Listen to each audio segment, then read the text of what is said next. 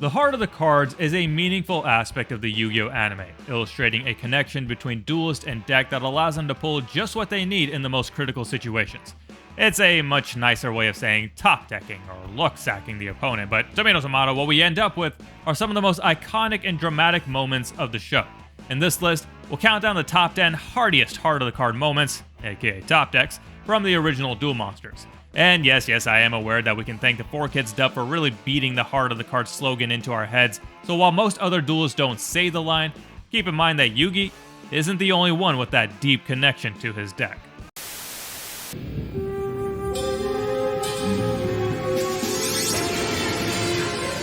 The pharaoh's faith in Kaiba has invoked the energies of ancient Egypt. There is no doubt that he has drawn the card he needs. Coming in at number 10, the Pharaoh draws a card versus Marek and sets it without looking. The Pharaoh shares an unparalleled connection with his deck. We all know this, so much so that he can draw a card and know exactly what it is just by feeling the pulse of its heartbeat, because heart of the cards. Check his pulse, Yugi. And while Marek mocks that the Pharaoh has gone mad and Roland takes issue with this defiance of the rules, and never mind the guy on the other side trying to end people, even Kaiba starts to buy into the Pharaoh's trust in the heart of the cards, or in the sub, his ability to make a miracle, and lets the move slide. Keep in mind that Marek has just added a Monster Reborn back to his hand, so everyone knows the Winged Dragon of Ra is about to pop out again, and whatever the Pharaoh just drew better answer the strongest monster in the game. Sure enough, the heart of the cards delivers as the Pharaoh draws the card that Kaiba had just given him before the start of the duel, Fiend's Sanctuary, which not only buys him a turn against Ra, but then later combos with Multiply to get enough tributes to bring out Obelisk on the Pharaoh's next turn. Here I go. It's all or nothing. All right! It's the Time Wizard! Coming in at number 9 is one of the few non-Yugi entries in our first top deck that directly leads to victory. Joey draws Time Wizard versus Mai in his first tournament duel ever. Joey is a complete novice to the game, fumbling his way through the early parts of Duelist Kingdom, and this is no more evident than in his duel against Mai. Mai, the far more experienced duelist, is doing circles around Joey, but with his back against the wall and only a baby dragon sitting between him and the Harpy Lady's sisters, leave it to the heart of the cards to save the day. I believed, and the cards came through for me. Joey's timely top deck of Time Wizard is the first of many occasions we'll see him pair it with Baby Dragon to age his opponent's monsters while transforming Baby Dragon into the formidable Thousand Dragon. Come on, heart of the cards.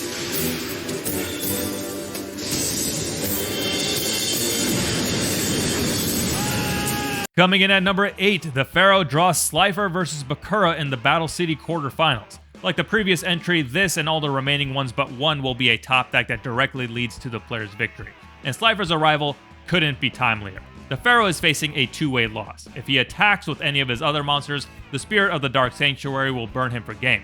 But if he passes, Destiny Board will spell the end for him.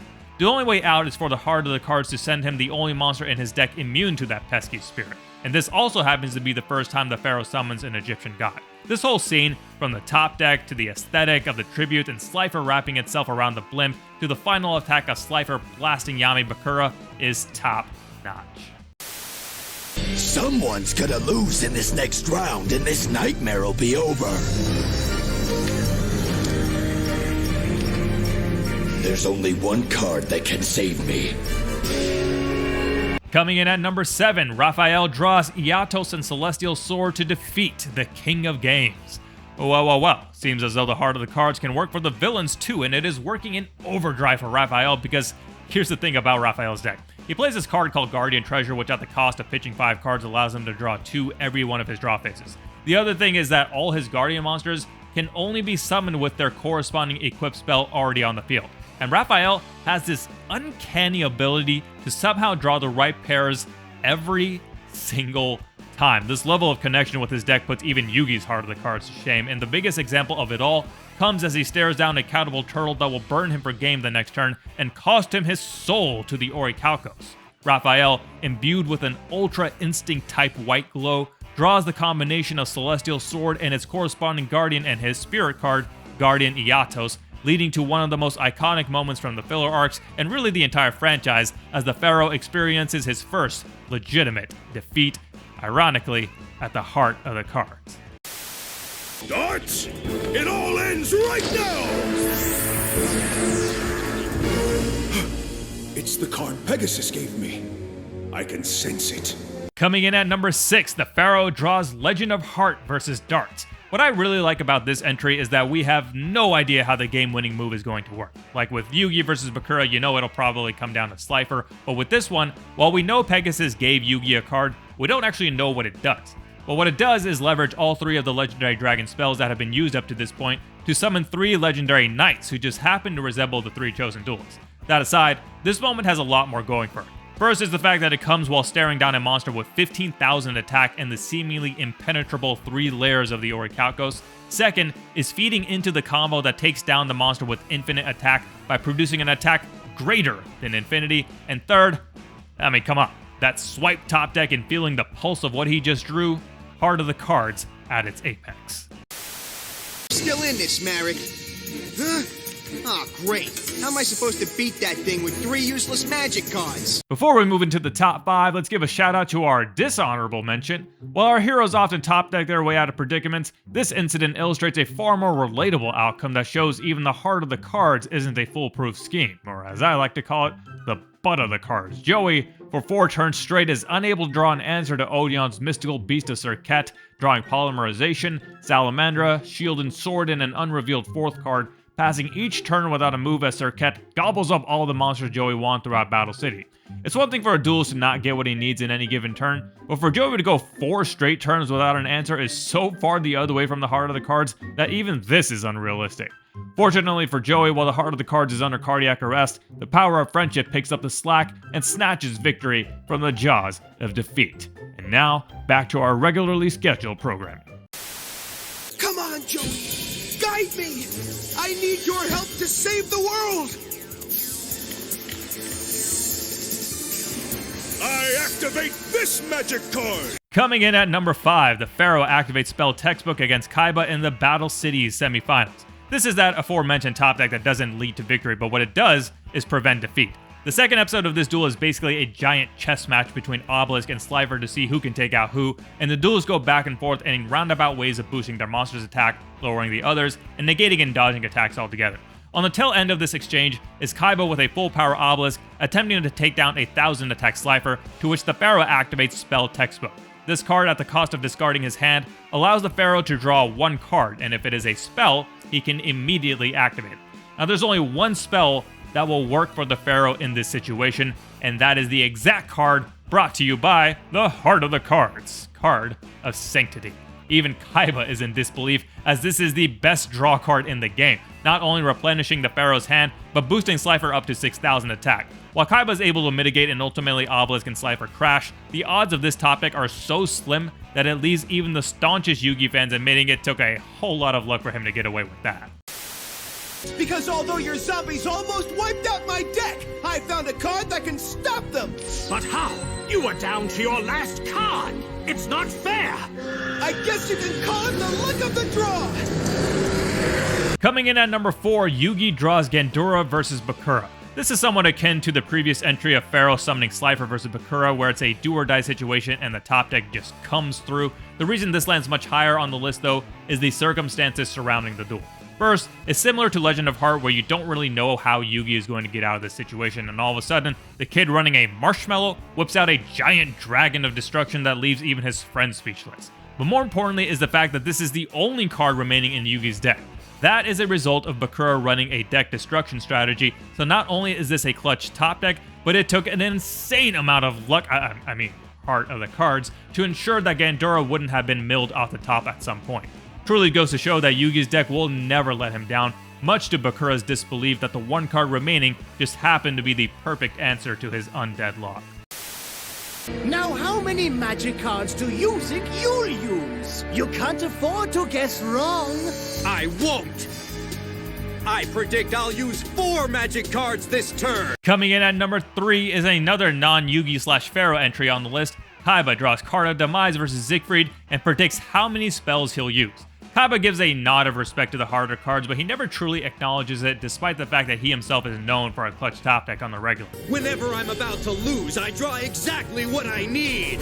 But this one takes the cake by far, because not only does Kaiba with no cards in hand top deck essentially the second best draw card in the anime, netting him 5 cards, but the trust in his deck is so strong that he predicts exactly how many spells he'll need to use that turn.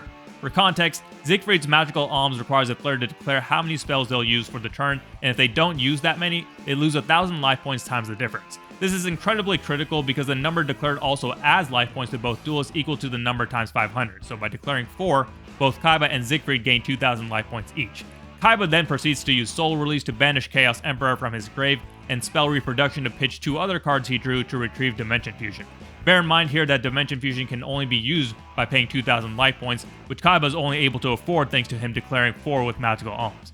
Ultimately, his field ends up with Luster Dragon 2, Chaos Emperor Dragon, and 3 Blue Eyes. Between Siegfried's monster and his life points of 3,600, Kaiba ends up delivering the decisive blow for exact game, and it all started with one card, Card of Demise, and Kaiba's connection to his deck that allowed him to foresee what combo he'd pull off.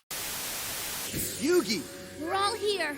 Now draw 6 cards. One from each of us. That's right, pal. Take this. Don't give up!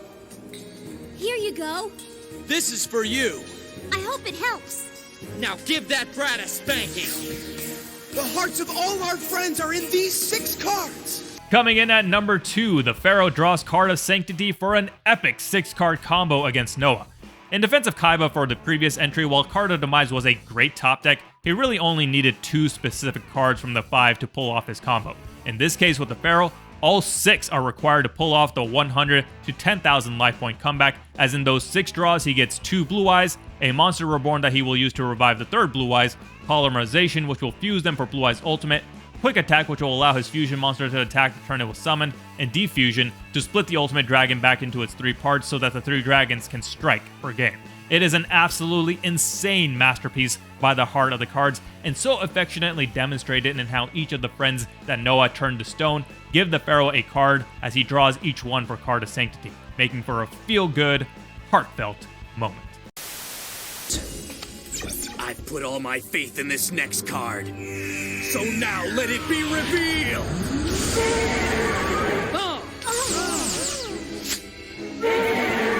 Yes, the Blue Eyes White Dragon! Incredible.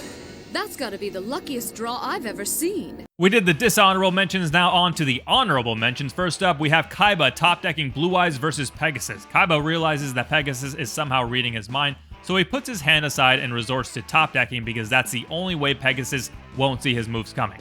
Thing is, Kaiba won't see his own moves coming, relying purely on the belief he has in his deck to call forth his strongest creature, Blue Eyes White Dragon. This is akin to the number 10 entry on this list where Kaiba just knows what he's going to get without needing to look and throws it down, though of course he ends up losing the duel anyway. Would have been real funny though if you got something totally illegal like polymerization and everyone just collapses in Kaiba scoops. It comes to this, so draw your card and face your fate. Heart of the cards. Guide me. Let's finish this, Kaiba! Second honorable mention goes to the Pharaoh drawing Karibo versus Kaiba on top of the castle. This is one of the most iconic scenes as far as top decks go from an aesthetic standpoint. Kaiba mocks the Pharaoh to draw, and the Pharaoh does so in slow motion, only to draw what is presently known as the weakest monster in all of Duel Monsters. But the Pharaoh shows there's more than meets the eye as he uses the 300 attack Furball in combination with Multiply to fend off Kaiba's Blue Eyes Ultimate Dragon. While it is the next top deck of Living Arrow that ultimately allows the Pharaoh to assemble the combo to take down the dragon, the draw of Karibo is what buys him time, and again, just too iconic of a scene with the Pharaoh and Yugi's full trust despite staring down the strongest monster to date and ending the episode on a massive cliffhanger, or as Kaiba would like us to believe, castle hanger. Now for my next card! Looks like you're out of luck. And the third honorable mention goes to another Waking the Dragon scene, the epic too iconic to exclude from a list about top decks. Angered by Weevil pretending to have ripped Yugi's soul to shreds, the Pharaoh shows no mercy with Berserker's Soul, enabling his Breaker to attack for every monster he draws in a row.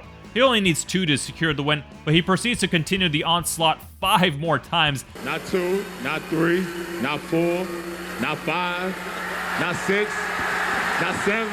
It would have been 6 had Taeyeon not stopped him from going. Now, I struggle to associate this moment of extreme anger with something as serene as Heart of the Cards, but I digress. It's a top-decking fest nonetheless, even if not requiring specific cards. Draw your last pathetic card so I can end this, Yugi. My grandpa's deck has no pathetic cards, Kaiba, but it does contain the unstoppable Exodia.